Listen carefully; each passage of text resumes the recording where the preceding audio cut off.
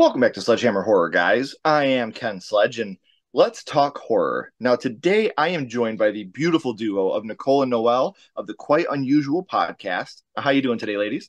So Good. good. How are you? I am super good now. I've been looking forward to this all day. But before we talk about why you ladies are here, I would like for the people that don't know you to get to know you a little bit. The podcast talks about all sorts of strange and unusual topics while recording in a haunted attic, I might add. Are you guys in the haunted attic right now? We're in We the are. we're in the attic. The infamous attic. Yes. That is the coolest shit ever. Unless I was there, then I'd be like, no, I'm not doing this. But watching you guys do it, this is the coolest shit ever. Yeah. So I don't want to, blast anybody. So if you're not comfortable saying it, you don't have to. But whose attic is it? We're roommates. Yeah, we so both live here. So it's, both of better. our attic. yeah, we both live here. Okay. Again, I'm not trying to dox anybody or ask any uncomfortable questions. But Our exact address is right. You could find us at. Please continue. I'll just drop you a pen. It's fine. They talk about everything from history's most nefarious cults, local ghost stories, conspiracies, murder mysteries, paranormal activities, urban legends, not the film, the legit urban legends, UFO phenomena, and unexplained events. Nothing is off limits as long as it is unusual. So, what got you guys started in wanting to actually do the podcast? Actually, so we're just big weirdos. We like all the weird stuff. Yeah. Obviously, aliens are real. Obviously, Bigfoot's real. Is no doubt in our minds. And one day, Nicole's like, "Should we do a podcast?" And I'm like, "It's a pandemic. I got nothing going on." Yeah, we started Let's very do it. early 2020. So we're like, Yeah, let's start podcasts, kind of like everyone else did. yeah. So, Really, got in on that wave, right? Well, and the good thing about it is, like, obviously, I would never wish for anybody to get sick, but you guys made the best of a bad situation. You're locked at home with each other. Let's do something creative. Let's get our, creative juices flowing and let's put it out there to the world. And, you guys have been doing this for close to 3 years now. What are some of the things if you could go back to past Nicole and Noelle and talk to them about the podcast and what they could do differently? What are some of the things that you would educate yourself on 3 years ago to do a little bit differently? it's like a sound quality. Yes, sound quality. Early sound quality is just so bad. I think just going through it and I mean now we're in like a rhythm of things, but Yeah. the first couple of episodes, man, It was, a little rough. It was rough. We didn't know. We didn't know anything. Yeah. I mean, Learn as you go situation, I assume you're also self-taught, and it's just kind of like you roll with the punches until you get to a good spot. And we were recording in an empty room, so the echo was just chef kiss good. Our equipment was terrible too. So bad. So, but it was fun. So, I mean, I would change. I would just mysteriously drop a mixer off on our front door. yeah. But other than that, some quality mics maybe. yeah, with a little note, please use me. Yeah. Which is funny because I wear that same note everywhere I go. So I totally understand what you're talking about. Now, I do have the podcast links as well as their social media links all down in the description. So make sure you're subscribing to the podcast on whatever podcasting platforms you use so you can become a part of that family as well. And make sure you're following them on social media so you can stay up to date on all the amazing things they have coming up for us in the future. Now, in order for you to do I don't want to say horror podcast because you're a lot bigger than that, but to do a podcast that involves horror in some angle, horror had to start for you somewhere. So now, ladies, I would like to go back to the past and talk about what got you started in the horror genre, your first horror movie. And I'll start with you first, Nicole. Your first horror movie was? My first horror movie was the OG It. So the made-for-TV two-parter. That was the first horror movie that I watched. And actually, these stories kind of go hand in hand because I'm a huge horror fan because I grew up with an older brother who he is a huge horror fan. And he kind of introduced me to horror. And the first horror movie I ever saw, I was probably maybe like 5 or 6 years old. He was babysitting and he turned on it and it scarred me. Like I'm still till this day, I'm afraid of clowns, but I mean, clowns are just creepy in general. But yeah, that movie, maybe don't show to like a 5-year-old, 6-year-old, like when their parents are gone. Not a great I idea. think it should. I actually think it should be a pre-K requirement. Oh yeah. Oh yeah. Welcome to school. These are the ABCs. This is the IT. Let's get to that right now. So, and trust me, we'll dive a lot deeper into my buddy Pennywise here in a little bit. Mm. But Noelle, your first horror movie was?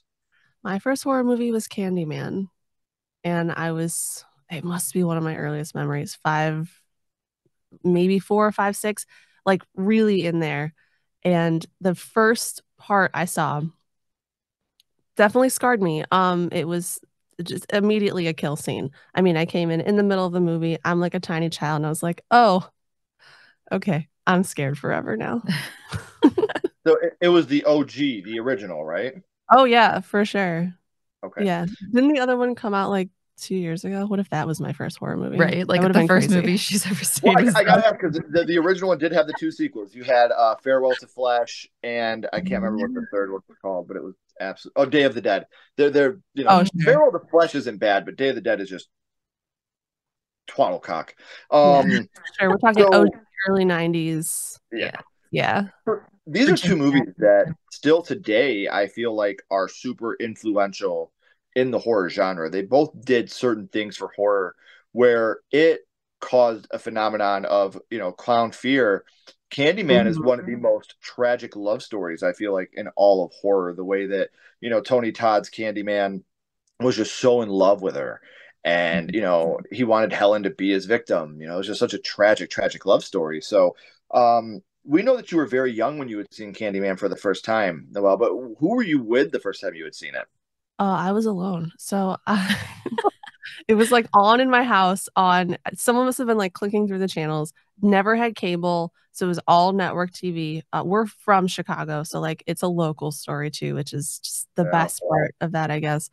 And it was just on. Weirdly, it was on in Spanish. No one in my family speaks Spanish. It was on Telemundo. Like someone was just like clicking through the channels, left it on, and then I just wandered into the living room and met a man with a body made of bees, eye to eye. So she looked Tony Todd straight in the face. Right in the eyes. And then I ran the other way. Yeah. You beautiful bastard. And that's even cooler, the fact you guys are from Chicago. I'm Detroit, so I'm Midwest too. So Nice. we've gone out there a couple times, and just to see the sights, and Cabrini Green, even though it's not what it used to be, it's so cool just to be out there and feel that feeling of being there.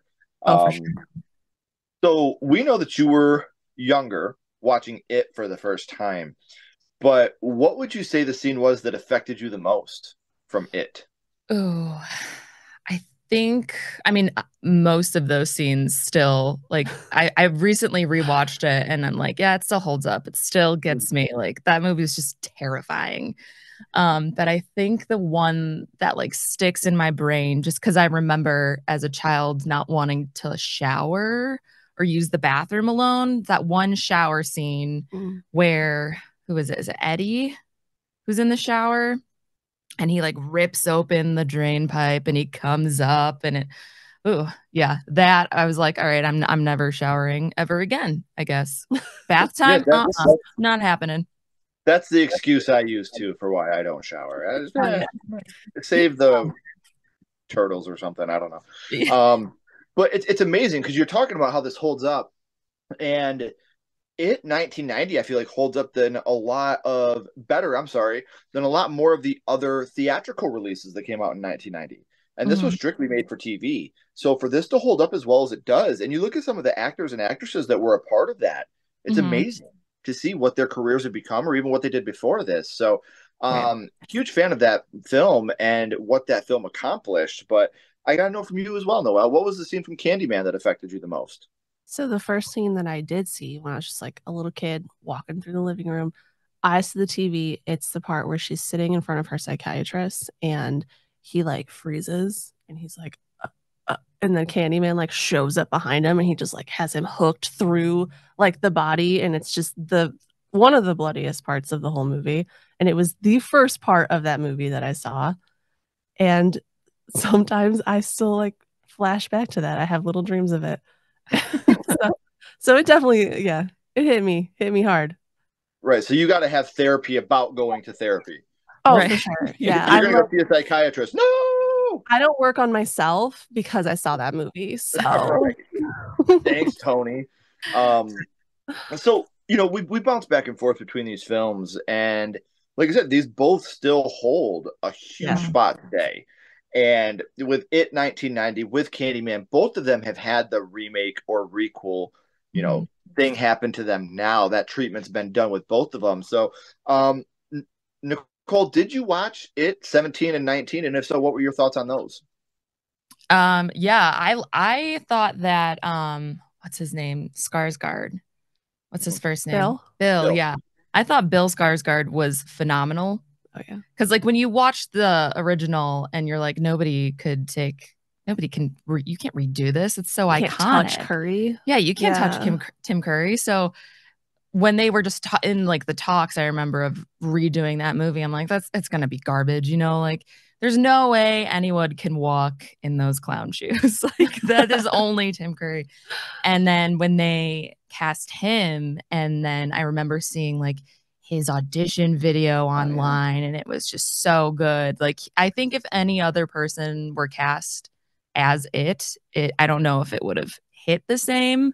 But what I also liked is that they didn't try to do Tim Curry's again. They kind of manipulated it and made it their own, because I mean, if you can't do the same thing. Like that's untouchable. So I really did like how they used like a different, I guess, clown and like the suit and everything else. I think that was by far the right move to go with. So I think it's 100% total polar opposites.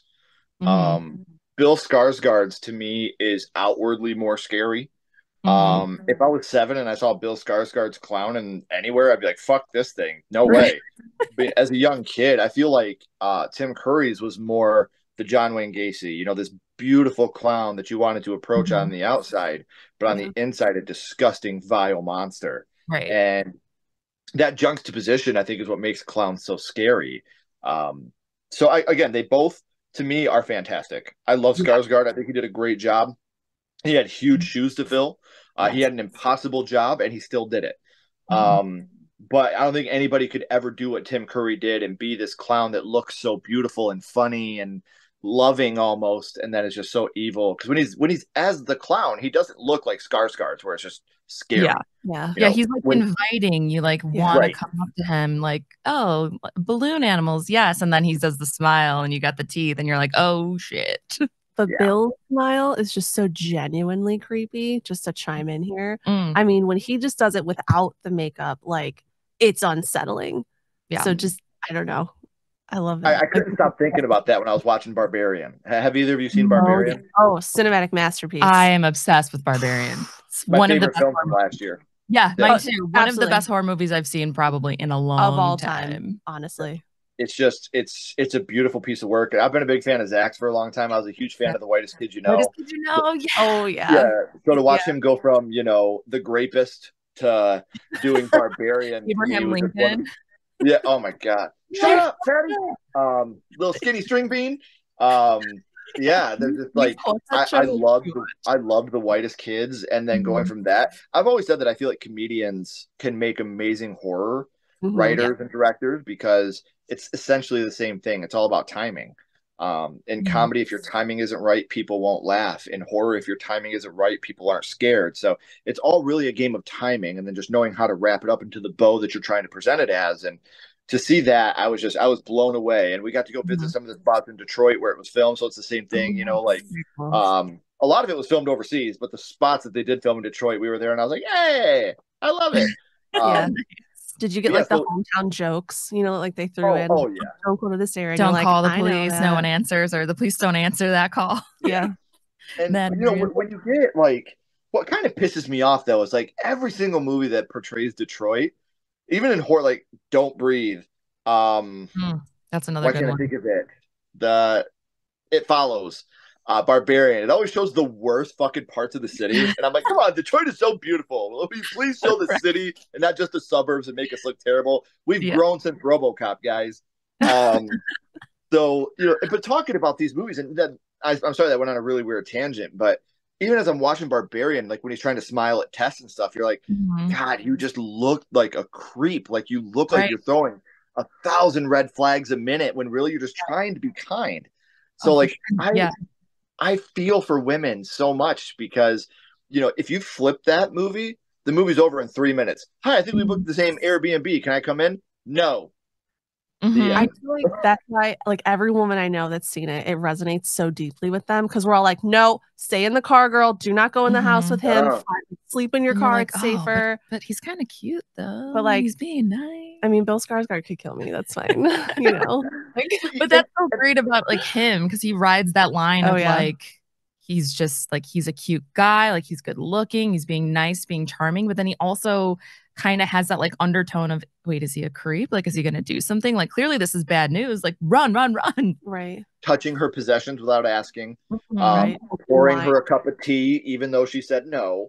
You know, like crossing these lines that, as you know, me, I try to be a kind, sweet person as much as I can, but I'm sure if I did some of those things, they would also come across as red flags or creepy. And I've been married since high school. I don't fucking know how to be creepy. I just know how to be annoying, you know? So like, I wouldn't understand what I was doing was creepy. And I feel like that's the thing with Skarsgård. And like, he kind of brings her down a little bit when they start talking about the same, you know, the music, you know, the shit. And he's like, oh, I'm one of the people.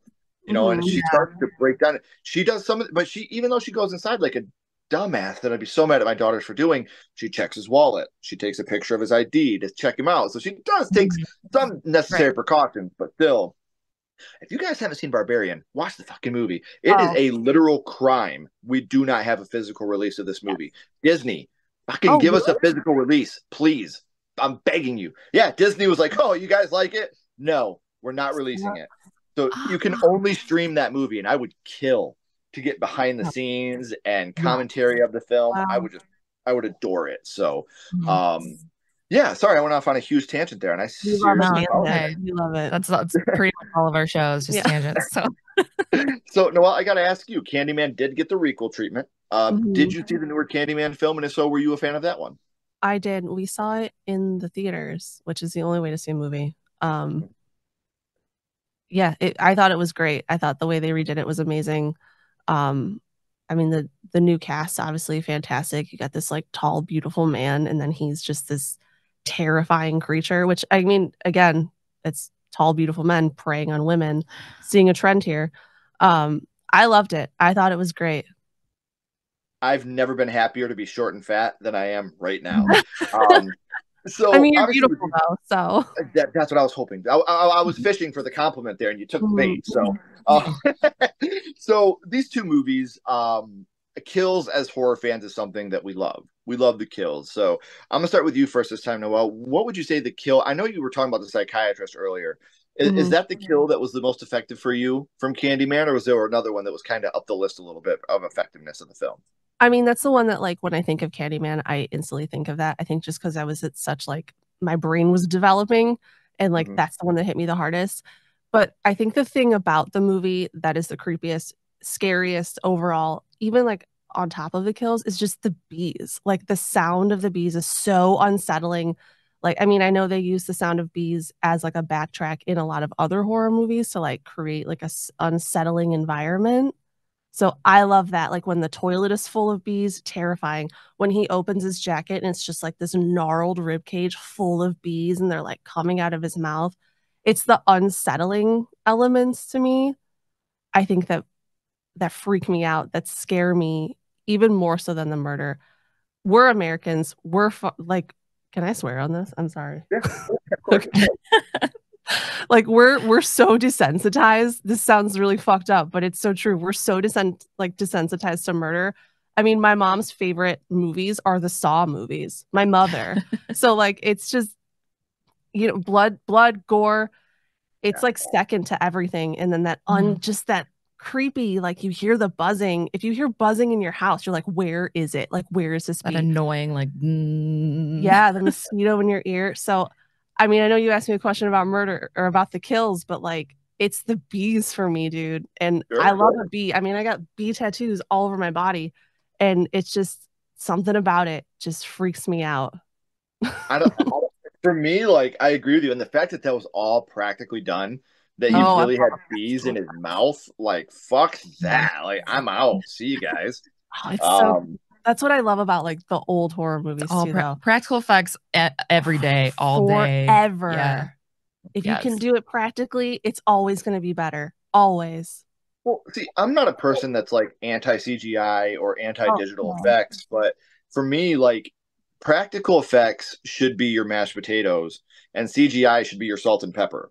Like the practical effects need to be the main course. And if you need to sprinkle on a little bit of seasonings to spice it up a little bit, use your CGI for that. But don't open up the thing of pepper and dump it all over the mashed potatoes, or my mashed potatoes are going to taste like shit. So don't overdo it, or it's going to taste like shit or look like shit in this position. I mean, if you want to eat the film, I guess you can try that too, but it's going to taste like shit no matter what. Fiber though, so. Yeah. So what about you, Nicole? What was your favorite kill from It 1990? Favorite? I don't know if it's my favorite kill or if it's just the kill that just stuck with me, because I remember it was like a reoccurring nightmare that I had as a child as well. And I don't even remember. I know it's one of the bullies when he gets pulled in. Yeah, when he gets pulled into the tunnel and there's just like the white light, and then he's like, I remember as a child having that dream, like a reoccurring dream, waking up like screaming, my mom coming to my bed and be like, it's fine, it's fine, it's fine. Like just that, like the bright light, like I don't know what it was about that, but that, and like his body just like crunching, that messed me up. That messed me up. I saw its deadlights and I wanted to be there. So we've talked about your first horror movies and what they mean to you, but now I am going to throw you a little bit of a curveball here for a second. And Noelle, you're going to get to cheat here because I have to start with you now, Nicole, because I go back and forth. So you're going to get to cheat a little bit, but Nicole, you're on the spot. We talked about your first horror movie and what it means to you, but now my little buddy Ghostface is here and he has a question for you. What's your favorite scary movie, Nicole? What is your favorite horror movie of all time? My favorite horror movie of all time. See, you thought this was a curveball, but this is I've answered this so many times. My favorite horror movie of all time has to be The Evil Dead. Evil Dead for sure. The original one? Original, yeah, first. Okay. Yeah. There's just something, I don't know, there's just something about how the fact that it was just made on a super low budget. Like those, I mean, I talk about it all the time, those sweeping shots through the woods, which has just been duplicated over and over and over again. And then just like learning that it was Sam Raimi and Bruce Campbell with like, they had like a camera on a wooden board, like running through the woods. It's just so cool. And that movie is just, it's scary too. And the practical effects too. I just think that movie is just, when it comes to horror movies, it's just like perfection for me. Like that, I would change nothing about that movie. That's completely fair. I'm a huge fan of the Evil Dead franchise. It's one of my. It's funny because I have my favorite horror franchise, and I have 3 that are tied for number 2. So Evil Dead is one of my number 2s. So now I got to ask you, Noelle. Well, actually, I don't. I'm sorry, I won't take your. I won't. My friend Ghostface wants to ask you. Yeah, to do it. What's your favorite scary movie, Noelle? What is your favorite horror movie? This changes every single time I'm asked this question because I'm the kind of person that can't choose a favorite movie. But I was thinking about it today, so I'm gonna just put it out there. Psycho Goreman. Nice. That's a good one. A newer choice too. Yeah, it's just so fun. I was like a Power Ranger kid when I was young. And everything about that movie is just like Power Ranger, like the villains, like the guy that's just like made of a bucket of blood. Like, what is that? That's just kooky, and I love it. I love a horror comedy. I mean, like you said earlier, comedy and horror go hand in hand, and I think everyone that does comedy has like a little bit of like the sad clown in them. Yeah. So like we all like fucked up shit. We all like funny shit. That's just how it goes. And Psycho Goreman cracks me up. It's so funny and it's so twisted. And it came out of nowhere. Yeah, it did. Like, I had heard nothing about this film, and then we watched it, and I was like, why wasn't this talked about more? And like no one, except for people that love horror, no one knows what this movie is. And I'm obsessed with that. I make every single person in my life watch it. And they hate me for it, but I love it. Yeah, they better appreciate you is what they better do. Yeah. Thank you. So I've had an amazing time talking to you ladies about your first horror movie and your favorite horror movie. But before I let you go, I do want to bounce back and ask one last question. I'm gonna start with you first this time, Noah. We're gonna bounce back to Candyman, and what Sure. we're gonna do is rank this movie on a skull count. Now, Ooh. we're not ranking it on acting, production, score, direction, nothing like that. We're not being critics. What we're Mhm. doing is ranking this movie on how much it affected you on your first viewing. So, zero skulls being not effective, Okay. 5 being extremely effective. You can use half and quarter skulls anywhere in the middle. Okay. Noel, what would your ranking of Candyman be? I'm gonna go a solid 4.969. So we took out a couple teeth and we completed the skull there. Yeah. It's like maybe they're like missing like one molar. Like You know what I one mean? Right. tooth. Yeah. Yeah. Which I agree, because I cannot tell you, like when I was a kid, and I don't know why it stuck with me so bad, but the scene of the little boy that got his dick cut off, like that fucked Well, I me wonder up. why that affected you as a So child. I'll never know. I was like, that's my best friend. Where'd he go? No, but to see like that at a young age, especially like me as a young boy, like, wait, people cut those things off? Like, what the fuck? I'm not going to the potty anymore, Mom. Are you crazy? Yeah. So I mean, I get it. I get why this movie could be so effective to somebody. And it still is to this day. It's unsettling. It's creepy. It's just so fucking good. Like it's such a good movie. So same question for you, Nicole. Again, not being critics, just how much it affected you. It 1990, 0 to 5 skulls. I'm going to give it 5 skulls, solid 5, because of the fact that I had the reoccurring nightmare. And I haven't told you this part yet. You know, when they first kill it and they're in the sewers or whatever, and they have the earring and it's the silver earring, and that's how they end up killing him. Well, in my brain, when I was a child, the silver earring looked like aluminum foil. So in my kid brain, in order to save myself from it, just in case, I had a crumpled up piece of aluminum foil that I literally slept with in my bed. It's in her pocket right now. Yes. Same foil. Yeah. So to say that this movie like traumatized me, it's not just like I'm kidding. Like it literally traumatized me as a child. So we're going the full 5. That's awesome. That is super awesome. And you're right. Like again, for this movie, and I'm the huge minority here, and I know that, but my favorite of all of them is It 2019. That's my favorite out of all of them. Bill Hader completely stole the show to me, and he made it such an emotional roller coaster to watch that film. But as a kid, that was us. We're watching our peers in this movie that are our main antagonists or protagonists. I'm sorry, some would say antagonists if you're a fan of clowns, but our main protagonists are us, us kids. And we're watching what these kids go through. We're seeing Beverly go through a lot with a creepy father, and thank God, even in the new one, it's not really said, but we can put 2 and 2 together and kind of figure out what's going on in that house. And when the boys come and they're, you guys can see it. I'm not alone. Like she has finally that feeling of love and compassion in the right way, which goes a little too far in the book, I might add. Oh, like, yeah. I was going to say, I'm really happy they left out that one part that I think we all know. Yeah. We don't want super. That. I don't think I would have been as big. That's my trigger, honestly, is anything child sexual or forced. Not right. Yeah. That's my like for some people it's animals getting killed, some people it's children getting killed, whatever. For me it's sexual assaults like that. I can't do it. It makes me sick. I get bummed out. That's why I'm glad it was so present in Barbarian in the best way. We don't see anything, but the people get their comeuppances for what they did. I don't have to watch a 4.5 minute clip of the most egregious things happening to a woman and making her severely uncomfortable on set to shock people. So I'm glad the Barbarian covered it the way they did, so I got to see people get their comeuppance for it. But when you put that shit in film, I'm out. I can't do it. It just grosses me out. It makes me comfortable. I can't. So it can just be left out and implied, and that's better. Thank you. Yeah. Thank you. I don't have to see a 10-minute clip of a woman being brutalized. That doesn't do anything for me but make me fucking sick.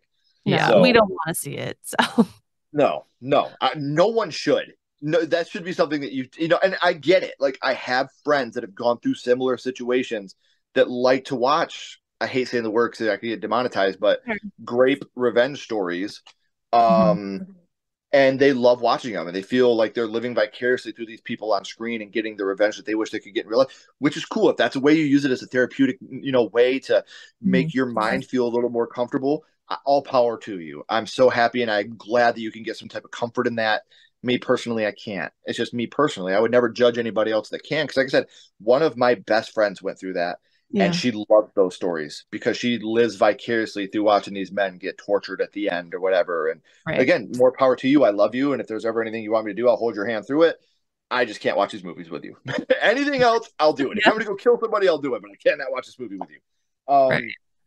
So I know I said it at the beginning, guys, but we are at the end of the third act. The credits are about to roll and the curtain's about to drop. But before that happens, make sure you are following these amazing ladies on social media. Make sure you're subscribing to their podcast. Again, I have all the links down in the description. So, ladies, please don't go anywhere. I have a couple more questions for you. Sure. Everybody else, if you haven't already, please like and subscribe. It really helps the channel more than you know. And follow Sledgehammer Horror on social media. All our links are in the description as well. But until next time, keep talking horror. Stay what you are, and we'll see you guys soon.